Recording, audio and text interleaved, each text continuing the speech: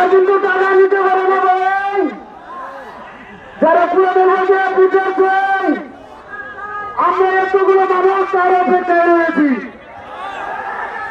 ভাই। কেন মিথ্যা কথা বলা হয় না আমাদেরকে?